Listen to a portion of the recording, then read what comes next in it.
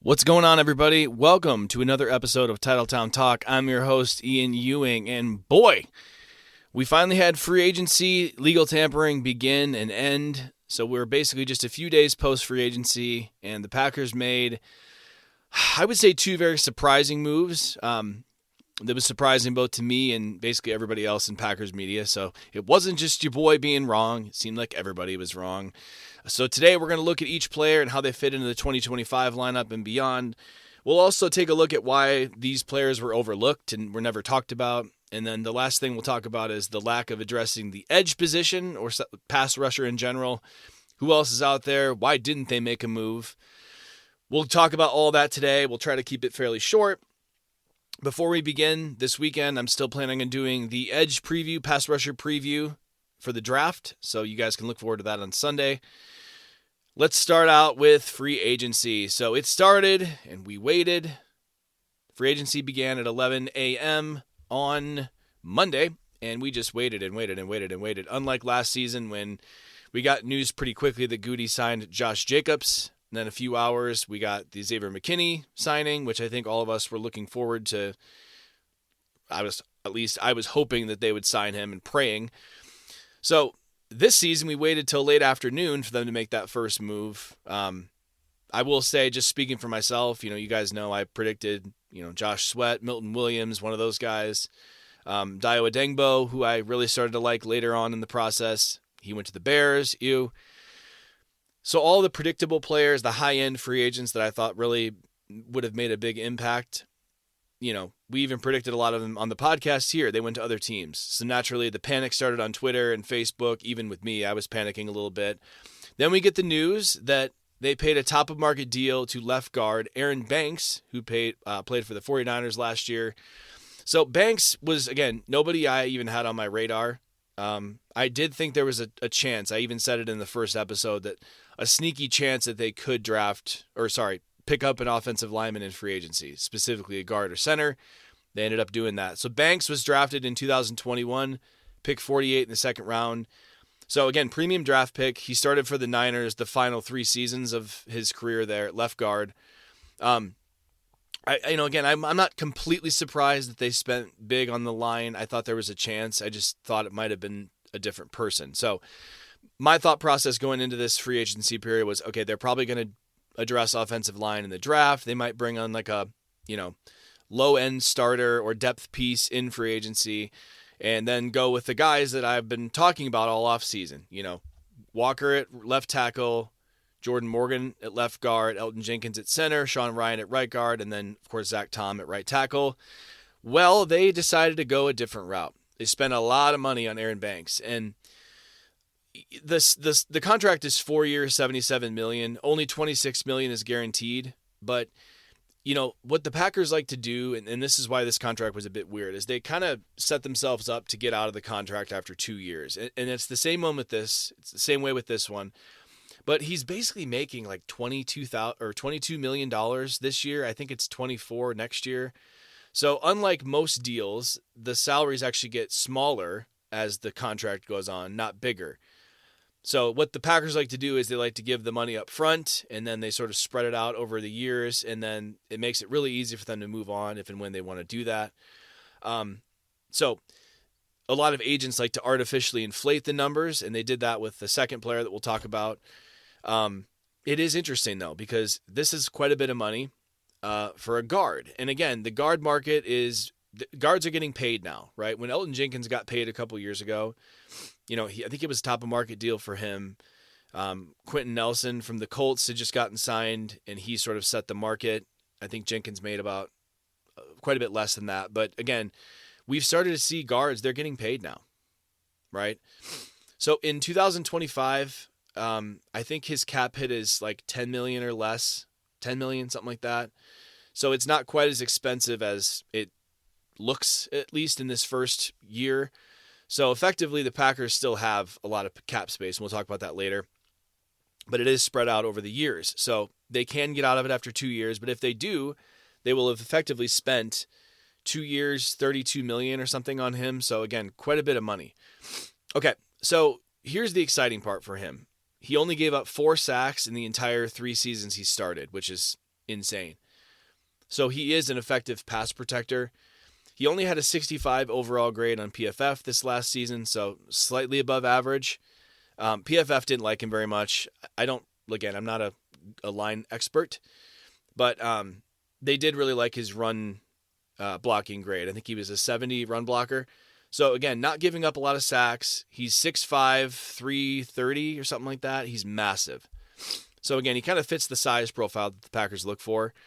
I'll get to kind of the scouting report in a second, but you can see kind of the overall consensus on him is he's a little bit inconsistent. So when it comes to offensive line play, you guys know I don't really know what I'm looking at there. So I really like Brandon Thorne. If you guys ever want to look up Brandon Thorne, he has a lot of really good takes on offensive linemen. I'm going to read you what he said about Aaron Banks. Banks is a big body, 6'5", 325, with 33 and 1/8 inch arms at left guard. He made 43 starts over his first 4 seasons. Banks performed at a functional level last season in 2024, but dealt with a rash of injuries that included a broken finger, concussion, and MCL injury. On film, Banks plays with an upright style and shows mediocre recovery skills that get him a bit out-leveraged and leave him susceptible to clean losses in pass pro. Banks consistently looks for work when uncovered and uncorks on adjacent defenders to keep the pocket clear. He pairs solid initial quickness with heavy hands and a physical demeanor in the run game to get to his spots on time, cover up, and wall off defenders. However, he struggles to consistently sustain blocks late in the rep due to getting slipped. Banks is a functional option as a starting guard and could fill in as the 5th best starter in a good unit, potentially serve as the 4th best starter in a younger, less experienced group. So, again, you can kind of see there, I love the interior of the line now. If it's really going to be Banks, Elton Jenkins at center, which we'll get to in a second, and Sean Ryan at right guard, that's a lot of man running at people downhill. I think that this is going to massively help the run game, and I'm actually kind of excited for that. This is a bunch of just large humans in the middle of that line. One thing to remember, guys, again, when the Packers sign free agents, they hit, okay? Basically everybody that they've signed under Goody, outside of Jimmy Graham and maybe Christian Kirksey. I don't know if you guys remember Christian Kirksey. There's a pull for you. They've hit pretty big.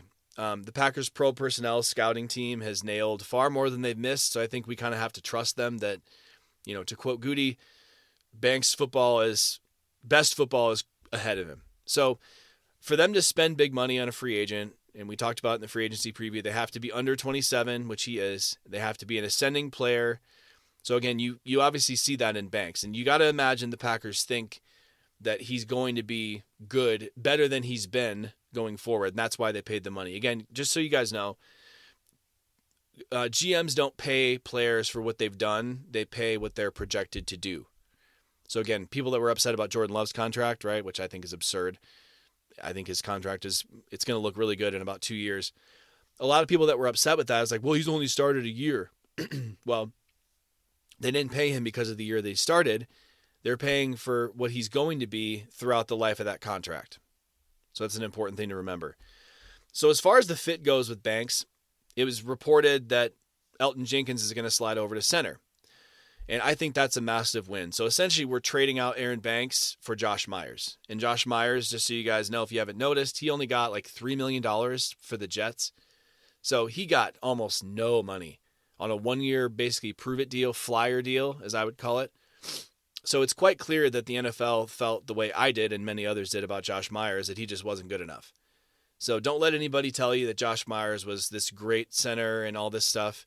Maybe it's a little bit of the saltiness that they picked him in front of Creed Humphrey, whatever. Just keep in mind that, again, this is an upgrade, a net upgrade by moving Jenkins to center. So Jenkins played center in college. He was drafted as a center. Personally, I think Elton can be a Pro Bowl center. This is what everybody else has said as well. He's always graded well when he slipped into center.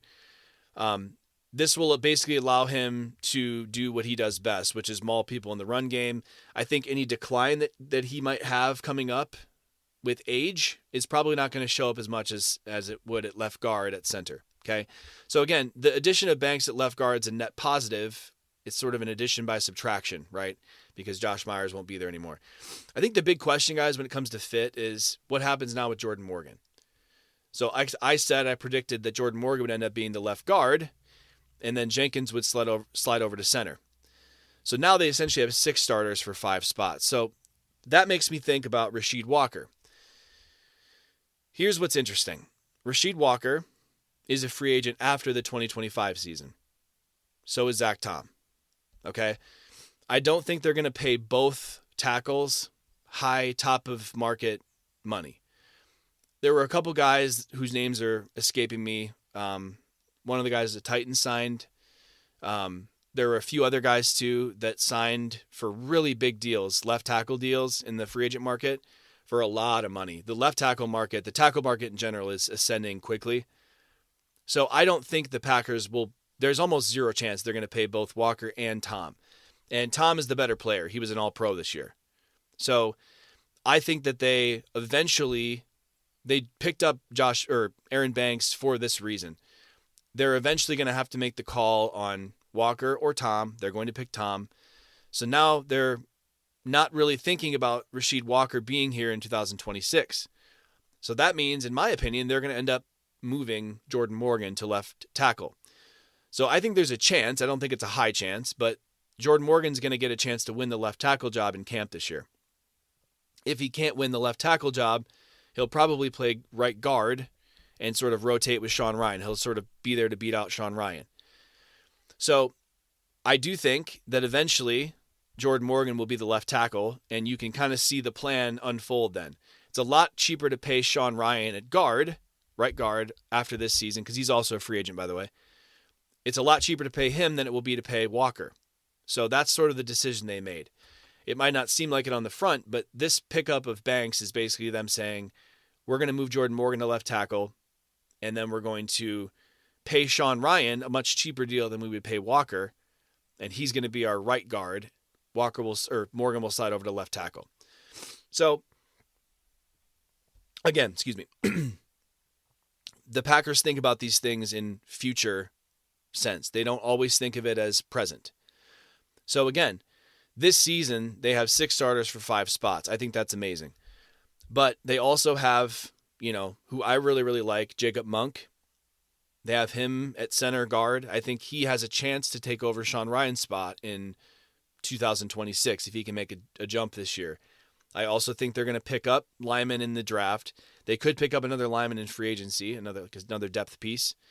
But again, they're seeing it as it's going to be easier to pay Sean Rhyan than it will be to pay Rasheed Walker. Jordan Morgan will end up being the left tackle. So it gives them a lot of depth in 2025, right? We saw what happened when Jenkins went down against the Eagles. It was not pretty, as you guys remember. So I think this is a good signing. It's not one that I expected. I actually didn't even know who Aaron Banks was. Again, I don't know much about linemen. But again, we as fans, we think about this season, but Goody and the front office are paid to think about the following seasons. So I think it's a really good signing for them. A little bit rich, but again, inflation of the contracts in the NFL is a real thing, and that's what we saw here. Okay, next signing. They end up signing cornerback Nate Hobbs from the Raiders. So I think we all correctly predicted and assessed that they were going to address the cornerback spot in the free agency. Now, especially with Jair being moved, obviously. But I didn't really give Hobbs a second look because he's a slot guy. He's always been a slot corner for the Raiders. The Packers have Javon Bullard there, and he started to really come into his own at the end of the season. Javon Bullard was drafted as a safety, but as we know, Evan Williams took over that spot, and he was one of the best safeties in the league at points last year. So Javon Bullard's going to be the slot guy. So I never really thought or understood why they would go slot in free agency, but they did. Then we get a little bit of reporting later that Ryan Wood, who said that Hobbs was signed to play the outside corner position. And once it was announced, it started to make a ton of sense. So again, he's 25 years old, 6 foot, long wingspan. He had a 9.4 relative athletic score coming out of college. He was drafted in 2021 as well by the Raiders in the 5th round. He played so well his rookie season that he was actually named to the PFF All-Rookie team. So again, he's played mostly slot, but again, we have to trust Packers Pro personnel, their scouting team. They clearly see that he has a higher ceiling playing on the outside. So now it's going to be Nixon and Valentine duking it out for the other cornerback spot aside from him. There was also a little bit of reporting, guys, that excuse me, that Hobbs could end up moving to the slot, on passing downs, he would move to still be outside.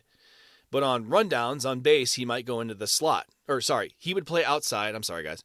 He would play outside in base personnel. Bullard would play inside. And then on passing downs, he would move inside to slot. So again, I could see Bullard and Hobbs both being in on rundowns. And I think that has a lot of upside because I'll get to the second what Hobbs' strength is. The dude's a massive hitter. He reminds me a little bit of Honey Badger. He's, again, he comes downhill. He's not afraid to hit people, right? We'll kind of get into that in a second, but he signed a 4-year, $48 million deal, which I think is completely reasonable. He essentially is only getting $16 million guaranteed. So the contract is more like a 2-year, $27 million deal, and then it has its team options at $10 million the final 2 seasons. So the cool thing is he only counts $5 million on the cap, super high value signing, ton of upside. Again, he's only 25. And the Packers clearly see that his best football is ahead of him. To quote them again, they haven't tapped into it yet. They think that he's probably going to be better outside. I'm really excited to see that. So he fits right in with the timeline. He's 25 years old, not an old guy. If you look at the other guys, DJ Reed, who I liked, 28, going to be 29. Charvarius Ward, also 28. Byron Murphy, who I really liked, ended up getting signed by the Vikings. There was never an option there. Paulson Adebo got paid by the Giants. The Packers were never going to pay Adebo that money. He literally broke his leg last year. The Packers were never going to pay $20 million a year, $19 million or whatever it was for Adebo. I thought he was going to get more like a $12 to $15 million deal, and in that number, I think the Packers would have been really interested in him. But crazy stat here for Hobbs. In 2024, he didn't commit a single penalty at slot cornerback. So I had to double check that. That's accurate. He literally had 0 penalties. PFF had him at an 82 run defense grade, which is insanely good. And again, you can see it on tape. The dude comes up and he hits. And we haven't seen that from Jair, which is, again, something we have to consider because he's going to be taking Jair's spot. Ever since Jair's shoulder injury in 2021, the dude's afraid to hit people. And you can see it on the tape. People have mentioned it. A lot of Packer experts have mentioned it. All the podcasts I listen to have mentioned it. And you can see it. So we also know how bad Carrington Valentine is at tackling. If you just remember the Dallas Goedert play in the playoff game, the stiff arm hurt around the world, I call it. The dude got absolutely smashed by Dallas Goedert. So I love the tackling ability that it gives him. And if Bullard and Hobbs are on the field in early downs, I think it gives them just a couple of torpedoes in the run game. Imagine those two coming at you along with Edgerrin Cooper and Quay Walker. I think that this really, really helps that. And he's sticky in coverage too, guys.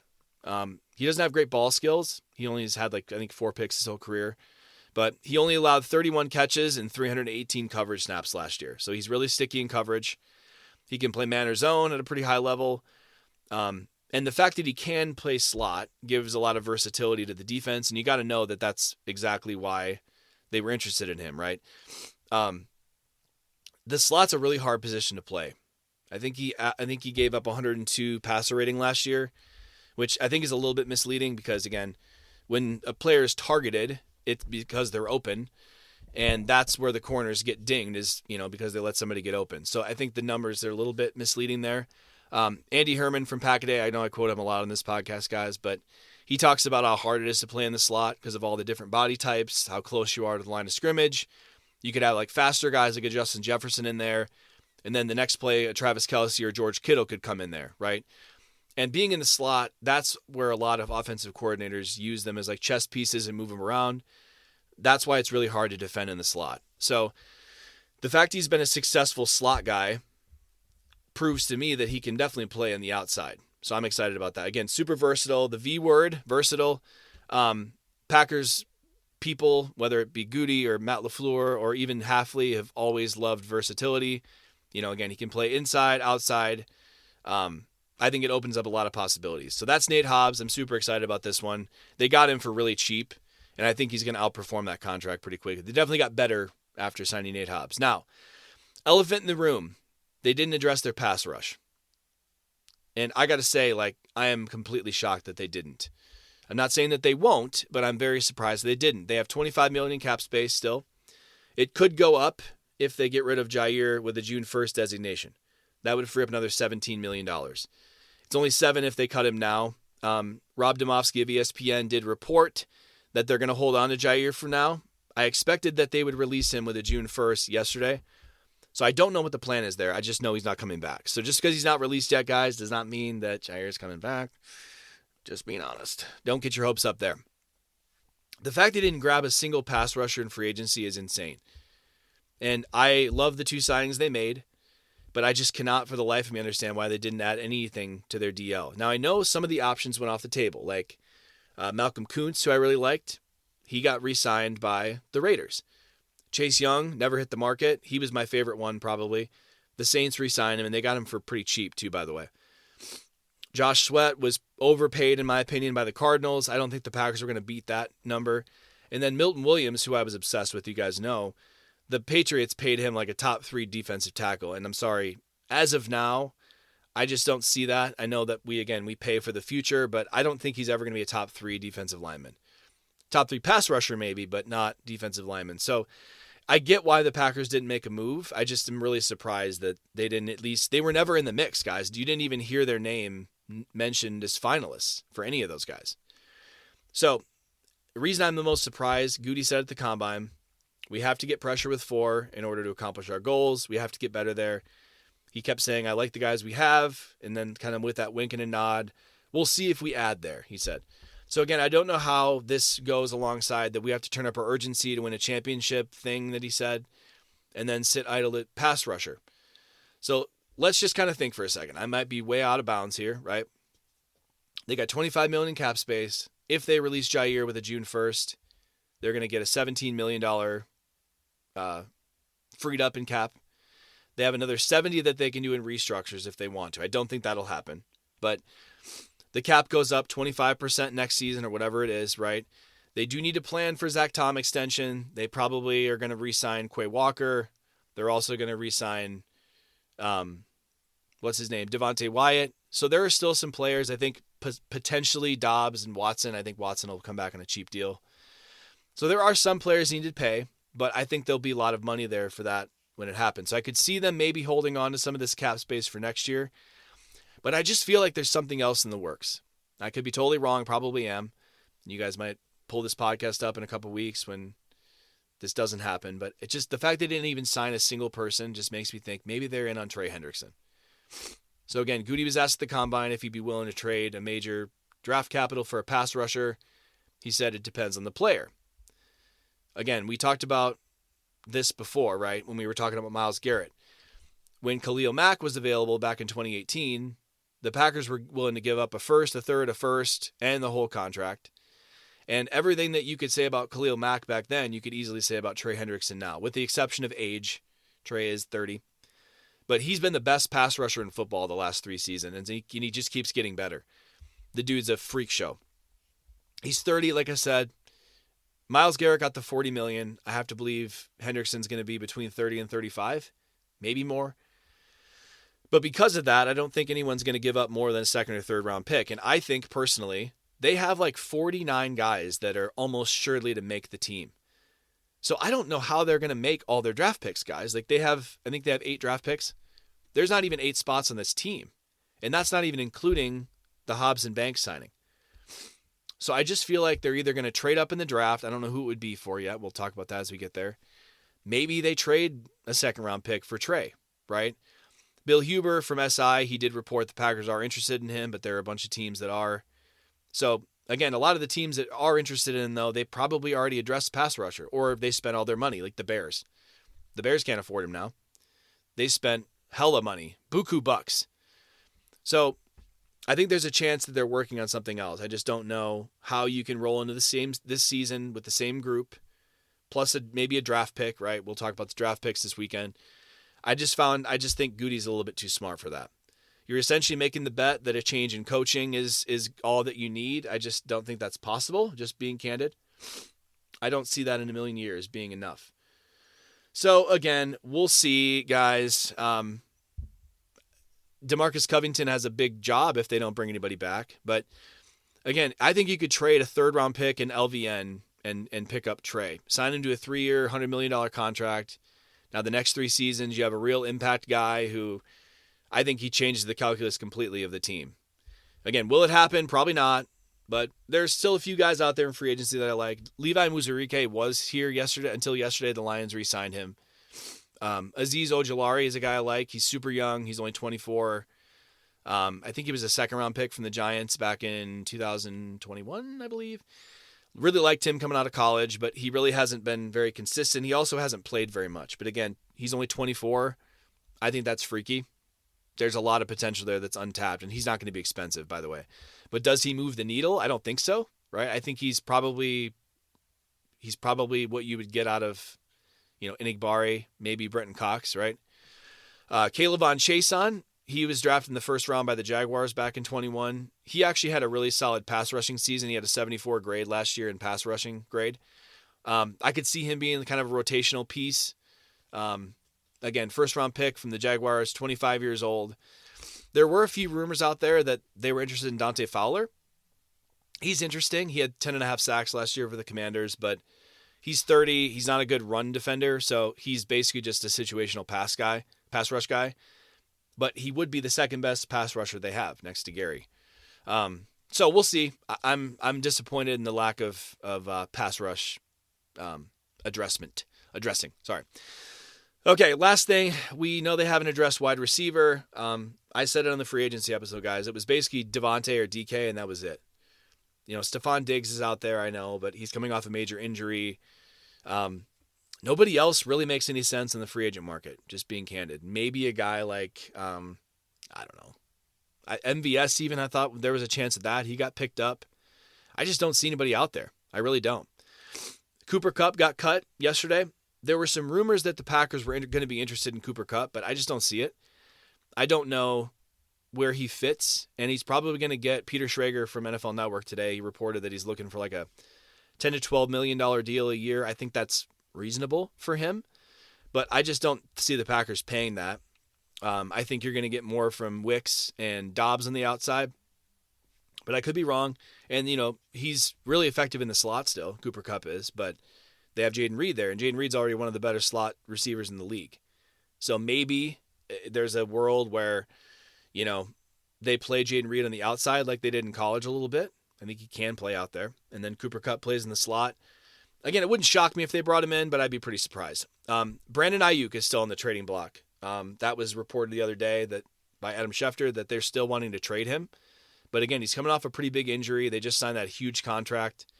I think you could get him for maybe a third or a fourth with Dobbs. I don't know. The other guy that I think is interesting is Jerry Jeudy from the Browns. He had 90 catches last year, 1,200 yards, so career highs. He's only 25. I loved him in the draft. He came out of Alabama. Incredible route runner. He'd instantly be the number one receiver on the league. His contract is affordable. But there have been no rumors that the Browns are even looking to trade him. This is just guesswork on my part. They're still in cap hell because of the Watson contract. They just paid Myles Garrett $40 million a year. They're in rebuild mode. They don't even have a quarterback, right? So we'll see what happens at wide receiver, guys. I think the best chance is that they pick a guy in round 1. Maybe they wait till the second or third. I don't know. If they wait till the second, I'm not even sure that there's an impact guy there that will be there. We'll see. Final grade on free agency, I'd give it a B. They got 2 good players. The team's better, right? But so it's really less about the players they addressed or they picked up and more about the fact they didn't address pass rush. So they are essentially banking on a rookie and a bunch of development from LVN and better coaching for them to get pressure with 4 next year. I just am really nervous about that. I don't know how they can go into that without adding anybody. I still think they're going to add somebody, but all the impact guys are gone. So lots of time left. It's only been a couple days. Anybody who's panicking, don't panic. There's a lot of time left. There could be something else. Let's keep your Twitters up today and watch.